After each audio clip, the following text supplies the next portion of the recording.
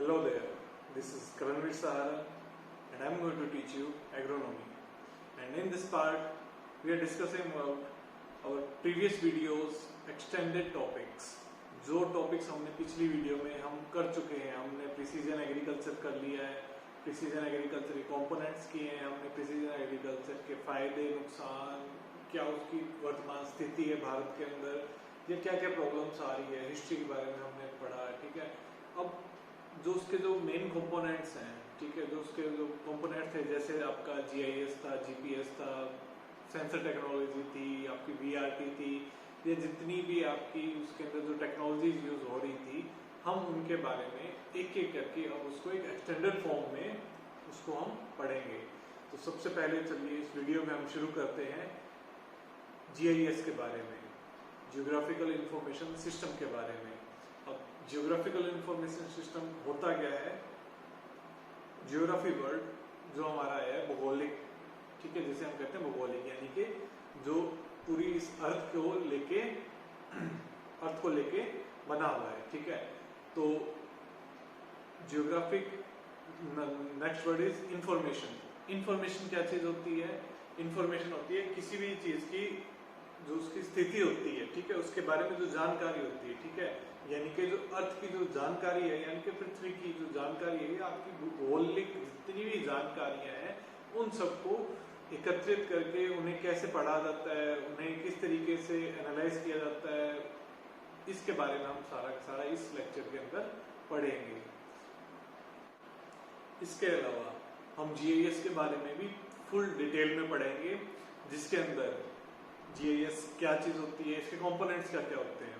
Basically components पे ही ज्यादातर questions पूछे जाते हैं। अब कंपोनेंट्स की बात करें, कंपोनेंट्स जैसे कंप्यूटर साइंस, जो इसके अंदर कंप्यूटर विज्ञान लगता है, ठीक है, जीआईएस को डेवलप करने के लिए जो कंप्यूटर विज्ञान लगता है। इसके अलावा आपकी जो रिमोट सेंसिंग लगती है, आपका जीपीएस लगता है, ठीक है, जितने भी कंपोनेंट्स हैं छोटे बड़े सारे के सारे हम इसके अंदर कवर करेंगे। अब हम शुरू करते हैं जियो इन्फॉर्मेटिक्स के बारे में, या फिर जीआईएस के बारे में एक डिटेल्ड इंफॉर्मेशन। तो सबसे पहले जो आपका जीआईएस है, ठीक है, फुल फॉर्म क्या होती है इसकी? Geo informatics. ठीक है, अगर हम इसको भी अगर हम डिवाइड करें तो geo plus info plus matics. Now what is geo? Geo वो चीज होती है जो आपकी धरती के ऊपर, ठीक है, आपकी धरती के ऊपर जितना भी जो भी कुछ हो रहा है उसके बारे में जो भी आपकी जानकारी होगी उसे हम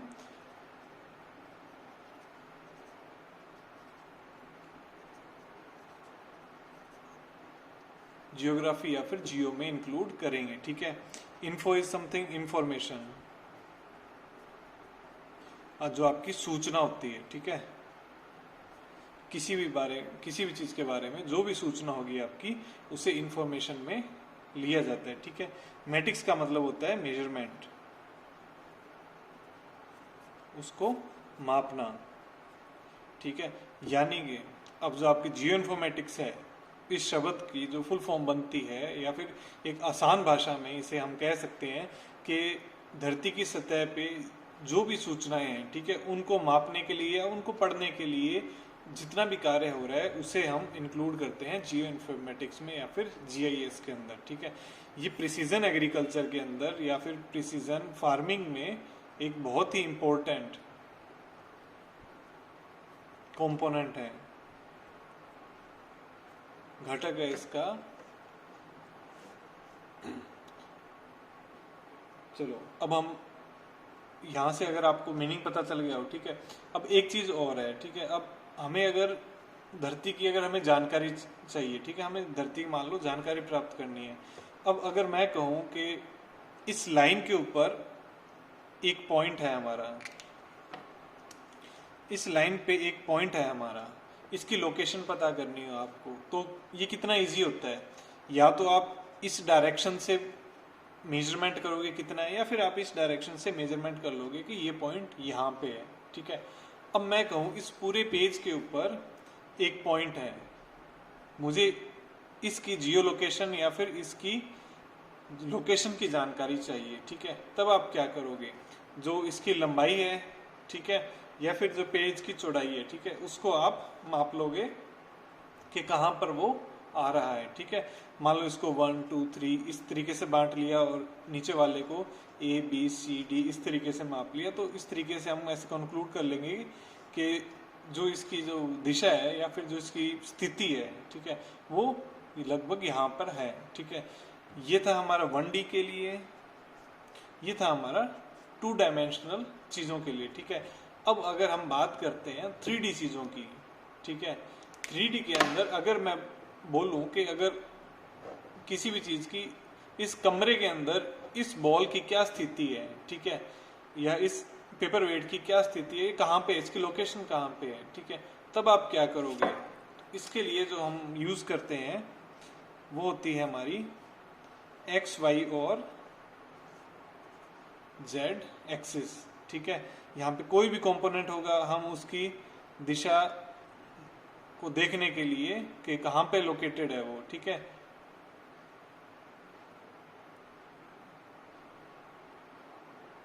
जो इसकी लोकेशन जानेंगे वो लगभग यहाँ पे इस तरीके से 3D में कि X एक्सिस पे यहाँ पे काट रही है, Y एक्सिस पे यहाँ पे काट रही है और Z एक्सिस पे हमें वो जो आपकी कोई भी ऑब्जेक्ट है या डॉट है वो हमें यहाँ पे मिल रहा है, ठीक है। तो इस तरीके से हमें एक 3D इमेज मिलती है या फिर हमें एक 3D इंफॉर्मेशन मिल जाती है 3 डायमेंशनल के उसकी जो वास्तविक स्थिति है वो कहाँ पर है, ठीक है। और जो हमारा सारा जियो इन्फॉर्मेटिक्स है वो सब का सब 3D यानी कि 3 आयामी जो आपकी XYZ एक्सिस हैं इनके ऊपर ही बना हुआ है, ठीक है। अब हमें यह तो इन्फॉर्मेशन मिल गई कि यह डॉट यहाँ पे है, ठीक है, हमें इसकी स्थिति का मालूम चल गया कि इसकी लोकेशन थी वो कहाँ पे है।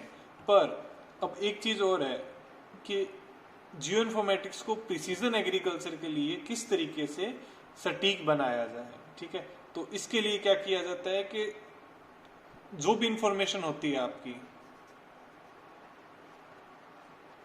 अभी एक रॉ फॉर्म में होती है यानी कि कच्ची होती है, इसके अंदर बहुत सी जरूरी और गैर जरूरी, ठीक है, जो जो हमें इंफॉर्मेशन चाहिए वो भी होती हैं और कुछ होती हैं जो हमें नहीं चाहिए। अब इसके अंदर से हमें जिस भी स्थिति में काम करना है या जिस परिस्थिति के लिए हम काम कर रहे हैं उसके लिए जो जो इन्फॉर्मेशन चाहिए उसके अंदर से, ठीक है, वो हमें सेलेक्ट करनी होती है, ठीक है। और इस चीज को हम कैसे लिख सकते हैं कि इंफॉर्मेशन को यूजफुल कैसे बनाया जाता है, ठीक है। उस इंफॉर्मेशन को एनालाइज करके उसको प्रोसेस करके और उसको मैनिपुलेट करके, ठीक है। एनालाइज करना यानी कि हमने इसको एनालाइज कर लिया कि इसकी लोकेशन कहाँ पे थी, ठीक है। अब हम इसकी प्रोसेसिंग करेंगे, प्रोसेसिंग में इसके कोऑर्डिनेट्स क्या थे, इसका XYZ कहाँ पे था, ये हमने इसको प्रोसेस कर दिया। अब मैनिपुलेशन कि ये इंफॉर्मेशन, इस डॉट की इंफॉर्मेशन हमें क्यों चाहिए थी, ठीक है। जब हमें ये पता चल जाएगा कि इस डॉट की इंफॉर्मेशन हमें क्यों चाहिए थी, तब जाके जो हमारी इंफॉर्मेशन होती है उसका हमें सही से आंकलन करने में और भी ज्यादा मदद मिल पाती है, ठीक है। और अगर हिंदी में बात करें हम कि जियो इन्फॉर्मेटिक्स क्या चीज होती है, ठीक है, तो ये भौगोलिक जानकारी या फिर भौगोलिक जानकारी को एकत्रित करने का एक तरीका होता है जिसके अंदर उस चीज का विश्लेषण किया जाता है, ठीक है, उसको फिर व्याख्या की जाती है, उसको व्याख्यान किया जाता है, ठीक है, और उसको वितरित करके और उसका जो उपयोग किया जाता है, ठीक है, उसको वितरित करके जो उसका जिस चीज के लिए हमें उपयोग में लेना है उपयोग किया जाता है, उस विज्ञान को, उस साइंस को, ठीक है, उस पार्ट ऑफ साइंस को GIS कहा जाता है, ठीक है, जियो इन्फॉर्मेटिक्स कहा जाता है। अब एग्रीकल्चर में GIS का क्या रोल होता है, किस लिए हम पढ़ते हैं या फिर हमें यह क्यों पढ़ाया जाता है, ठीक है। अगर एक छोटा सा उदाहरण दूँ, अगर आपने गूगल मैप्स पढ़े हों, वो भी सैटेलाइट व्यू में, ठीक है। एक तो हो गया आपका एक नॉर्मल व्यू, एक हो गया सैटेलाइट व्यू, ठीक है। जैसे जिस तरीके से आप इस फोटो में देख पा रहे हो, ठीक है, ये होता है सैटेलाइट व्यू, ठीक है। ये जो पहले वाली फोटो थी इसके अंदर था एक नॉर्मल व्यू। अब सैटेलाइट व्यू के अंदर आप एक बिल्कुल एक 3D इमेज, आपके पास एक बिल्कुल 3D इमेज है वहां की, कि वहां पे क्या हो रहा है क्या नहीं हो रहा है, ठीक है। अब 3D इमेजेस भी कुछ कंट्रीज में एनेबल्ड है, कुछ कंट्रीज में नहीं है, कुछ पार्ट्स में होता है, कुछ पार्ट्स में नहीं होता है, ठीक है। पर जब प्रिसीजन एग्रीकल्चर को, ये जस्ट एग्जांपल था, ठीक है, आपका अगर प्रिसीजन एग्रीकल्चर की बात करें तो हमारे पास जो जानकारी होती है, विस्तृत जानकारी होती है, वो सारी की सारी हमारे पास एक 3D कंपोनेंट में मिलती है, ठीक है। अब इसके बाद हम बात करते हैं, ये हो गया हमारा जियो इन्फॉर्मेटिक्स का मीनिंग, उसकी एक शॉर्ट डेफिनेशन और एक छोटा सा इंट्रोडक्शन हो गया हमारा जियो इन्फॉर्मेटिक्स का। अब जो हम नेक्स्ट चीज पढ़ते हैं वो आते हैं इसके कंपोनेंट्स।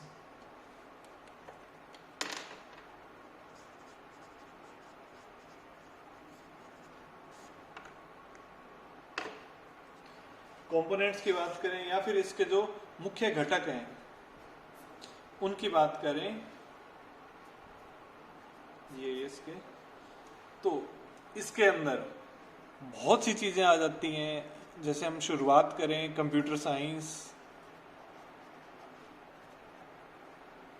जिसके बिना यह बिल्कुल भी संभव ही नहीं है, ठीक है। जो आपका भूगणित हो गया, या फिर मानचित्रण बोल दो, या फिर जो हम नक्शे बनाते हैं, ठीक है, मानचित्रण हो गया। और इसके अलावा भी आपकी जो रिमोट सेंसिंग, जो सुदूर संवेदन होते हैं आपके, और आपकी जीपीएस हो गया, ठीक है, ये सारी चीज़ें, ठीक है। इसके अलावा भी आपका फोटोग्रामेट्री का भी इस्तेमाल इसमें किया जाता है।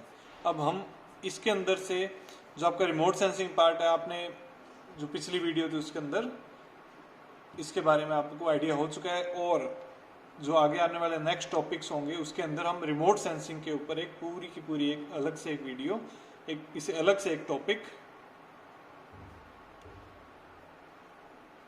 बना देंगे, ठीक है। अब तो आज का जो टॉपिक रहेगा वो उसके अंदर हम कंप्यूटर साइंस के बारे में बात करेंगे। आपका भूगणित, मानचित्रण, जीपीएस हो गया, फोटोमेट्री होगी, इन सब के बारे में हम बात करेंगे। तो सबसे पहले शुरू करते हैं हम कंप्यूटर साइंस के बारे में, ठीक है। जो हमारा पहला कंपोनेंट हो गया कंप्यूटर साइंस या फिर कंप्यूटर विज्ञान, ठीक है। नाउ कंप्यूटर विज्ञान या कंप्यूटर साइंस एक कोई नया टॉपिक नहीं है आपके लिए, ठीक है। ये आप शुरू से पढ़ते आ रहे हो, जिस दिन से आपको पता चला कि कंप्यूटर क्या होता है, आप उस दिन से ये पढ़ते आ रहे हो। कंप्यूटर क्या होता है? एक बाइलैंग्वेज मशीन होती है जिसके अंदर आप किसी भी तरीके की गणना को बहुत ही तेजी से, ठीक है, एक नॉर्मल गति से भी बहुत ही तेजी से उसको आप एनालाइज कर सकते हो, उसके बारे में पूरी जानकारी प्राप्त कर सकते हो। और तरह तरह के सॉफ्टवेयरों से, ठीक है, सॉफ्टवेयरों की मदद से आप क्या कर सकते हो, उसको अपने अनुसार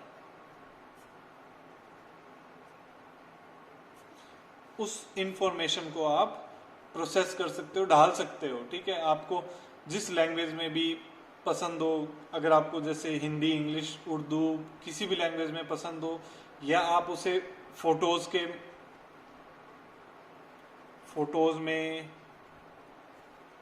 उस जानकारी को आप वीडियोस में किसी भी लैंग्वेज में, ठीक है, चाहे आपकी हिंदी हो, इंग्लिश हो, ठीक है, अब किसी भी फॉर्म के अंदर आप उस इंफॉर्मेशन को प्रोसेस कर सकते हैं। जो हमारा कंप्यूटर होता है वो हमारे इस काम आता है, ठीक है।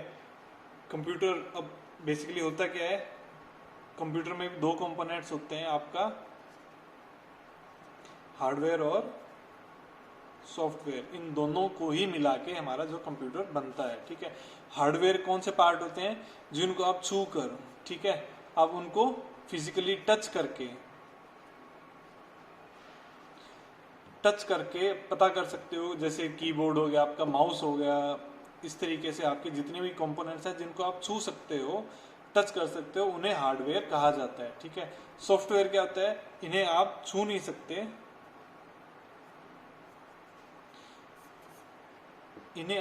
सकते, ये प्रोग्रामिंग होती है। ठीक है, प्रोग्रामिंग किस काम आती है, जो हार्डवेयर होता है इसको रन करने के लिए। अब अगर एक कीबोर्ड की अगर हमारे पास सॉफ्टवेयर नहीं है तो वो कीबोर्ड हमारे कुछ काम का नहीं है। ठीक है, और अगर सॉफ्टवेयर है हमारे पास और कीबोर्ड नहीं है तो हमारे पास कोई भी मतलब ही नहीं बनता है। और इन्हीं दोनों को मिला के ही ये साइकिल के वो दो पहिए हैं जो एक साथ लगने पर ही वो साइकिल बनती है। ठीक है, इसी तरीके से कंप्यूटर भी हार्डवेयर और सॉफ्टवेयर को मिला के बनता है। ठीक है, और जो भी सूचना होती है, जो आपकी महत्वपूर्ण और आवश्यक सूचना होती है, ठीक है, हर क्षेत्र में अधिक से अधिक और जटिल से जटिल डेटा को भी यह आसानी से और हमें जल्दी से जल्दी उत्पन्न कराने में हमारी सहायता करता है। ठीक है, अब जियोइंफॉर्मेटिक्स के अंदर कंप्यूटर का क्या रोल रहता है। ठीक है, आपके जितने भी कंपोनेंट्स द्वारा जो भी जानकारियां मिलती है हमें, उन सबको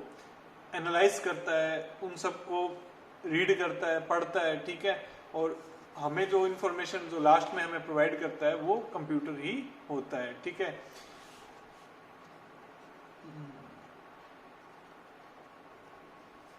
उस डाटा को स्टोर किया जाता है। ठीक है, अगर हम एक चैन बनाए, अगर शुरू से कंप्यूटर का क्या रोल होता है हमारे प्रिसीजन एग्रीकल्चर में, या फिर जो हमारे जीआईएस है उसके अंदर रोल ऑफ कंप्यूटर। ठीक है, तो जो हमारा कंप्यूटर है वो जितना भी डाटा आता है, ठीक है, उसको एनालाइज करता है, उसको स्टोर करके रखता है, उसको रिट्रीव करता है, उसकी रिप्रेजेंटेशन,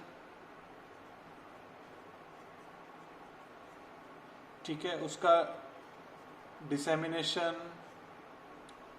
और उस इंफॉर्मेशन को किस तरीके से प्रस्तुत किया जाए। ठीक है, एनालाइज करना, कंप्यूटर खुद उस पूरी इंफॉर्मेशन को एनालाइज करेगा, देखेगा कि क्या चीज़ आई है, इंफॉर्मेशन में क्या क्या चीज़ें हैं, क्या क्या नहीं है। ठीक है, वो सारी चीज़ें देखेगा, उसको स्टोर करके रखेगा ताकि वो आगे आने वाले टाइम पे भी हमारा हेल्प कर सके, या फिर हम उस इंफॉर्मेशन को दोबारा से यूज़ कर सकें। ठीक है, उसको रिट्रीवल करेगा, उसको एक इजी फॉर्म के अंदर जो जो चीज़ें हमें चाहिए, उस पूरी इंफॉर्मेशन के अंदर जो जो चीज़ें हमें चाहिए उनके बारे में हमें बताएगा।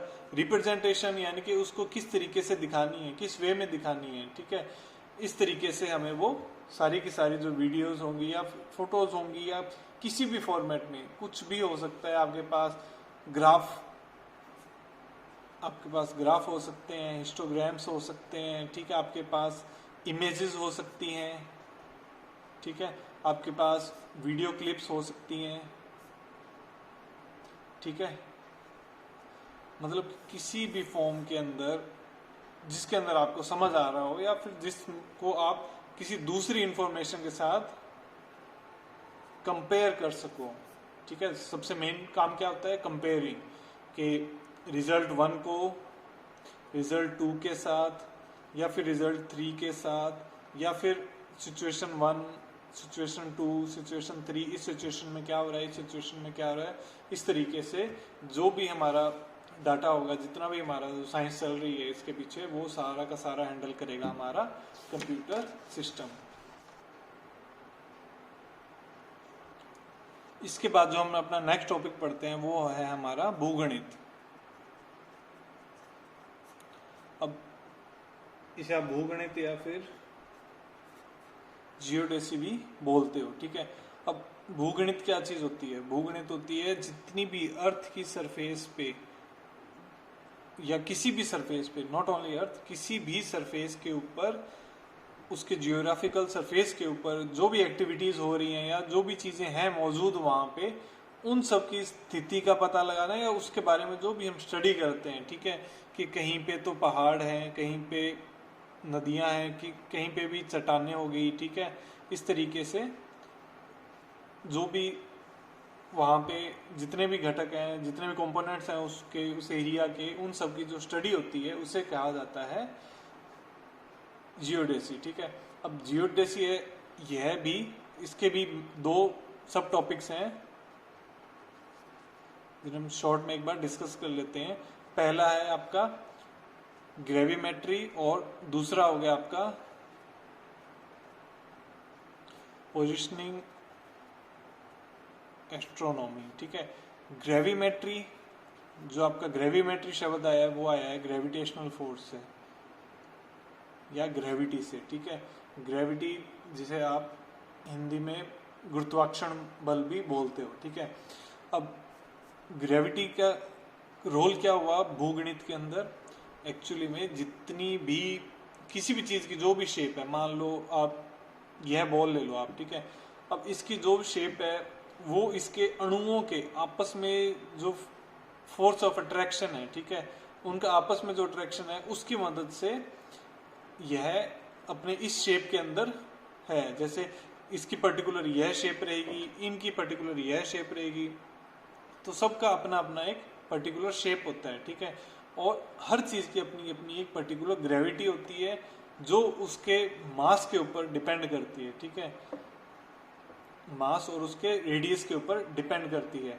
अब यहाँ पे हम बात करते हैं, अगर हम धरती की बात करें, ठीक है, अगर धरती हम कहते हैं गोल है, स्पेरिकल है, या जिस भी शेप के अंदर है, कोई अंडाकार शेप में है, तो ये किस वजह से, ये पूरे का पूरा जो फिनोमिना है ये है हमारी ग्रेविटी की मदद से कंट्रोल किया जाता है, या फिर हम कह सकते हैं कि ग्रेविटी ही रिस्पॉन्सिबल है हमारे जो धरती का आकार है इसके लिए। ठीक है, दूसरी चीज आती है पोजिशनिंग एस्ट्रोनॉमी। अब पोजिशनिंग क्या चीज होती है? पोजिशनिंग होती है किसी भी चीज की लोकेशन, ठीक है, या फिर उसकी स्पेस के अंदर, स्पेस यानी कि कहीं पे भी उसकी जो लोकेशन क्या है। ठीक है, और एस्ट्रोनॉमी जो हमारा वर्ड आया है वो आया है जो आपके, जैसे पोजिशनिंग एस्ट्रोनॉमी की हम बात करते हैं तो पोजिशनिंग एस्ट्रोनॉमी होती क्या है? ठीक है, ये ग्रेविमेट्री और गुरुत्वाकर्षण और इसकी विसंगतियों को निर्धारण से संबंधित, ठीक है, पृथ्वी के, या फिर अगर आप पृथ्वी की बात ना करो तो तारे, ठीक है, या फिर स्पेस के अंदर जितनी भी चीजें हैं आपके, चांद, तारे, ग्रह, उपग्रह, या जितनी भी सारी चीजें होंगी, ये उनके बारे में जितनी भी स्टडी होती है, ठीक है, उसको जब हम आंकलन करते हैं, उसका जब हम निर्धारण करते हैं, तब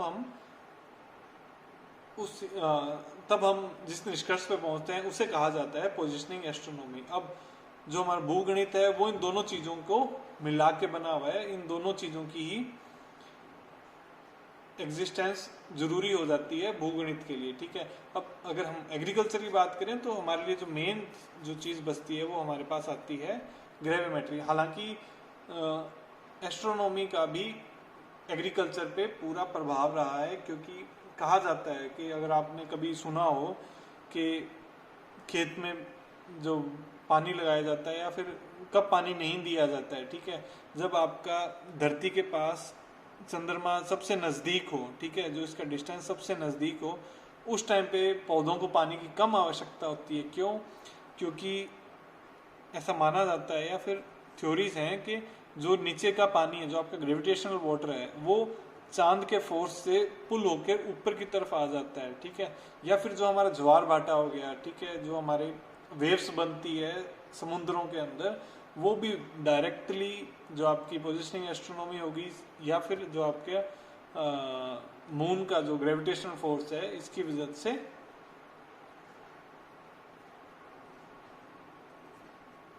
पॉसिबल हो पाता है। ठीक है, अब जो नेक्स्ट चीज आती है इसी के अंदर वो आता है आपका मानचित्रण करना। ठीक है,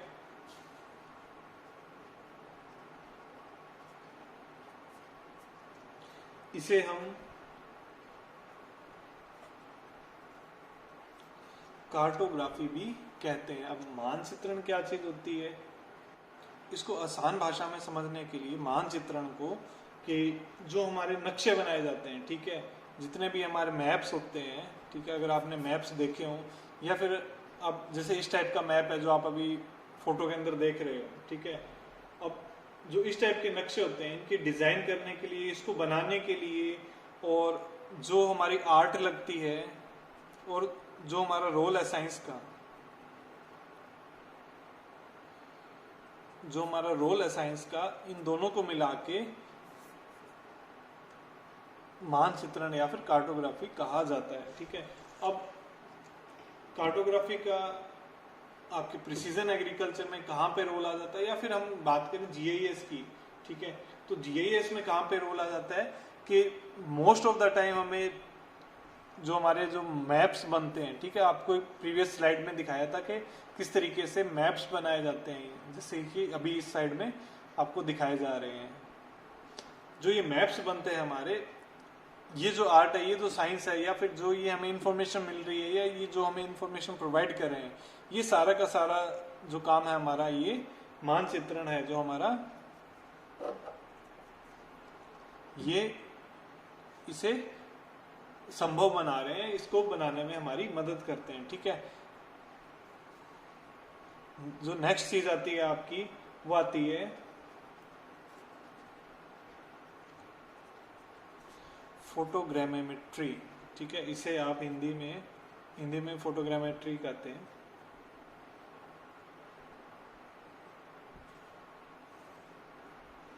अब फोटोग्रामेट्री क्या चीज होती है, अब जस्ट यह देखिए कि जो आपकी स्लाइड के अंदर, या जस्ट ये देखिए कि जो आपके पास एक फोटो है, ठीक है, इसके अंदर क्या होता है कि जो भी नक्शे बनाए जाते हैं, या फिर जितने भी जो छवियों को, ठीक है, और वस्तुओं को, इन सबको एक जो 3D शेप दिया जाता है, जिस तरीके से अगर आपको याद हो, जैसे एक सेब रख दिया जाता है और उसका एक अच्छे से बिल्कुल उसकी छाया के साथ जो उसका चित्रण किया जाता है। ठीक है, मतलब कि उसके हर एक कंपोनेंट का उसके अंदर इंक्लूड करना। ठीक है, उस एरिया के, उस जगह के हर चीज को उस नक्शे के साथ साथ में उसको इंक्लूड करना, उसको एज ए फोटोग्राफ की तरह रिप्रेजेंट करना। ठीक है, उसे कहा जाता है आपका फोटोग्रामेट्री। ठीक है, और जो फोटोग्रामेट्री होती है, ये वस्तुओं के गुणों को निर्धारित करने के लिए विकसित की गई एक तकनीक है। ठीक है, और इसके अंदर तस्वीरों की मदद से जो वस्तुओं की स्थिति होती है और उनका आकार होता है, ठीक है, इसको मापने के लिए इसका इस्तेमाल किया जाता है। अब इसके अंदर किसी भी चीज को, मान लो अगर मैं बात करता हूं, यह एक बिल्डिंग है, ठीक है, अब इस बिल्डिंग, और हम हैं यहाँ पे खड़े हुए, अब इस बिल्डिंग का हमें आकार, इसकी दूरी, इसकी ऊंचाई और इसके सब चीज कंपोनेंट्स के बारे में हमें अगर पता करना हो तो हम कैसे करेंगे, इतनी दूर खड़े खड़े। ठीक है, आपने त्रिकोणमिति का नाम सुना होगा। ठीक है, ट्रिग्नोमेट्री क्या करती है कि जो एंगल्स बनते हैं, ठीक है, इन एंगल्स की मदद से जो ये दूरी होती है, ठीक है, ये दूरी होती है, जो आपके एंगल्स बनते हैं, इन सब की मदद से इसकी दूरी का विश्लेषण कर लिया, इसके साइज का, इसका डिस्टेंस, साइज, या फिर और कोई भी अदर इंफॉर्मेशन, जो भी इंफॉर्मेशन इसके बारे में वो पता कर सकता है, वो उसके बारे में हमें जो बताता है। ठीक है, जो चीज हमें पता चलती है उसे कहा जाता है फोटोग्रामेट्री। ठीक है, अब फोटोग्रामेट्री जो वहाँ की जो स्थल आकृति होती है, जो वहाँ की मानचित्रण होता है, जो वास्तुकला कह लो, ठीक है, इन सब की गुणवत्ता को जांचने के लिए उपयोग में लिया जाता है। ठीक है, अब जैसे कुछ जगहें जैसे बहुत जटिल होती हैं, अगर हम मान के चले पहाड़ों की बात करते हैं, ठीक है, तो जहाँ पे टेरेस फार्मिंग की जाती है, ठीक है, अब या जिसे हम कंटूर फार्मिंग भी बोलते हैं, वहाँ पे अगर आपने पढ़ा हो तो कंटूर मैप्स बनाए जाते थे कि क्या इंक्लिनेशन रखें कि मैक्सिमम नंबर ऑफ आपके खेत आ सके, या फिर maximum number of area under vegetation आ सके। ठीक है, ज़्यादा से ज़्यादा, अधिक से अधिक मात्रा में किस एंगल पे ये खेत, या कितनी इनकी चौड़ाई लंबाई रखी जाए कि हमें ज़्यादा से ज़्यादा खेती के लिए हमें जगह पर्याप्त हो सके उसी पर्टिकुलर पहाड़ के ऊपर। ठीक है, तो इन सब को जो इनका जो साइंस बनती है इन सब के पीछे, उसे कहा जाता है फोटोग्रामेट्री। और जो उसका एक और कंपोनेंट है इसके अंदर, वो आता है आपका जीपीएस, ठीक है, ग्लोबल पोजिशनिंग सिस्टम। और जो आपका सिक्स्थ कंपोनेंट है वो है रिमोट सेंसिंग। रिमोट सेंसिंग को अभी हम छू नहीं रहे हैं, पर यह हम आगे वाला जो अपनी नेक्स्ट वीडियो आएगी या फिर जो हमारा नेक्स्ट टॉपिक बनेगा वो हम रिमोट सेंसिंग से ही शुरू कर देंगे, ठीक है। रिमोट सेंसिंग एक वो साइंस होती है जिसके अंदर आप खुद वहां पे ना जाके, उस एरिया में खुद ना जाके सेंसर्स की मदद से वहां की इंफॉर्मेशन का पता लगा उसको, उसे कहा जाता है रिमोट सेंसिंग, ठीक है। जिस तरीके से समुद्र के अंदर सेंसर छोड़े गए ताकि वो सुनामी का पहले से बता सके, या फिर जो हमारे इरिगेशन चैनल्स वगैरह होते हैं उनसे कितना पानी निकल चुका है, या फिर कितना पानी भरा हुआ है डैम के अंदर, या फिर जो भी जितनी भी छोटी से छोटी बड़ी से बड़ी जानकारियां हैं वो सारी की सारी हमें, जैसे हम चांद पर या फिर हम बात करें मार्स पे, मंगल ग्रह पे गए नहीं पर वहाँ की सारी इन्फॉर्मेशन है हमारे पास है, वो किसकी मदद से है, वो सारी की सारी रिमोट सेंसिंग की मदद से हमें प्राप्त हुई है। हम उस जगह गए नहीं और वहाँ की इंफॉर्मेशन हमारे पास मौजूद है, ठीक है। यह भी एक मेजर कंपोनेंट आता है आपके जीआईएस में। अब हम बात करते हैं जीपीएस की।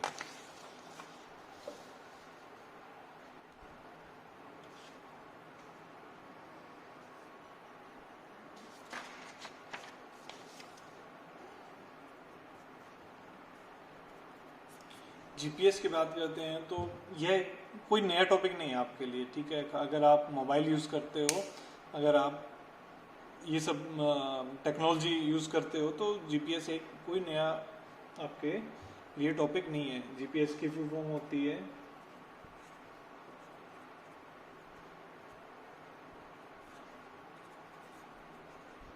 ग्लोबल पोजिशनिंग सिस्टम, ठीक है। यानी कि ग्लोबल मतलब कि अर्थ के ऊपर, ठीक है। पोजिशनिंग मतलब कि किसी भी लोकेशन की पोजीशन, ठीक है, और उसको बताने वाला एक सिस्टम। अर्थ के ऊपर किसी भी स्थिति या किसी भी जगह की पर्टिकुलर लोकेशन के बारे में जो हमें सिस्टम इंफॉर्मेशन देता है उसे हम कहते हैं जीपीएस।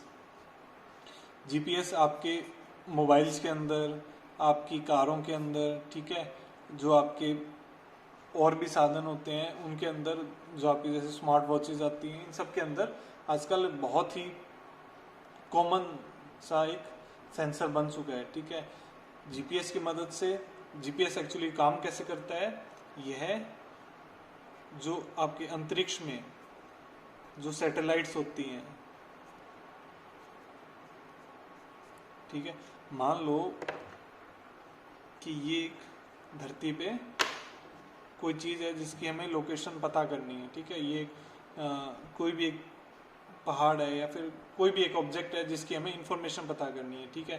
तो सैटेलाइट्स क्या करती हैं, इसकी लोकेशंस को ट्रेस करती हैं। अब इस सैटेलाइट ने इसकी लोकेशन बता दी, धरती पे यहाँ पे है, इसने बता दिया धरती पे यहाँ पे है, और तीनों ने बता दिया कि धरती पे यहाँ पे है। पर अब क्या होता है कि उन्होंने धरती पे तो बता दिया पर उन्होंने इसकी एक एग्जैक्ट पोजीशन नहीं बता पाए। उन्होंने अभी तक इतना कहा है कि ये धरती के ऊपर है, ठीक है, उन्होंने ये ट्रेस कर लिया कि हाँ ये चीज़ धरती के ऊपर है। अब ये क्या करते हैं, आपस में अपनी दूरी, ठीक है, आपस में जो इनकी जो स्पीड चल रही है और भी बहुत सी छोटी बड़ी चीज़ों को आपस में ये इंटीग्रेट करते हैं और उसके बाद में कंक्लूजन निकालते हैं कि हाँ इस चीज़ की जो लोकेशन है, जो एग्जैक्ट लोकेशन है जो हमें यूजर को प्रोवाइड करनी है, ठीक है, जो एंड यूजर है या जिसे वो इंफॉर्मेशन चाहिए, ठीक है, वो प्रोवाइड करनी है, तो किस फॉर्म में करनी है या किस तरीके से करनी है, ठीक है। चाहे पिक्चर के फॉर्म में, जैसे आप गूगल मैप्स पे देख रहे हो, ठीक है, चाहे पिक्चर की मदद से या फिर शब्दों में, ठीक है, वर्ड्स के अंदर कि वो XYZ इस लोकेशन पे वहाँ पे स्थित है, ठीक है। नहीं इसके अलावा अगर जैसे आपके 2D मैप्स हो गए, 3D मैप्स हो गए, ठीक है, या फिर किसी भी तरीके से एंड यूजर तक जो इंफॉर्मेशन पहुंचती है, ठीक है, उसे कहा जाता है जीपीएस प्रणाली, ठीक है, आपके जो ग्लोबल पोजिशनिंग सिस्टम है, ठीक है। तो ये सारे के सारे थे जो हमने अभी पढ़े हैं, वो सब थे कंपोनेंट्स। कंपोनेंट्स किससे रिलेटेड? आपके जीआईएस से रिलेटेड। अभी हमने प्रिसीजन एग्रीकल्चर को इसको रिमोट सेंसिंग को एक बार हमने छोड़ दिया है। इसके अलावा हमने जो ये 5 टॉपिक्स कवर किए हैं जो आज की वीडियो में, वो यहीं पे खत्म करते हैं। जो हमारी नेक्स्ट वीडियो आएगी उसके अंदर हम और भी थोड़ा सा इसके बारे में और भी डिटेल में पढ़ेंगे, जिसके अंदर जो ये जीआईएस है, ठीक है, इसके एडवांटेज क्या है, क्या क्या इसके डिसएडवांटेज हो सकते हैं, ठीक है, और किस तरीके से यह टोटल सारा का सारा काम करता है। मैं हो सके तो आपको ग्राफिक्स के माध्यम से भी बताने की कोशिश करूंगा।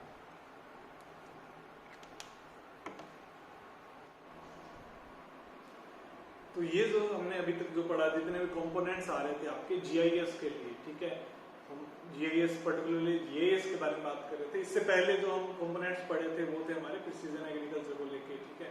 जो ये अभी इस टाइम पे जो हमारे कंपोनेंट्स चल रहे हैं या फिर जो हमारे मुख्य घटक चल रहे हैं, ये हमारे जियोग्राफिक इंफॉर्मेशन सिस्टम को लेके, ठीक है।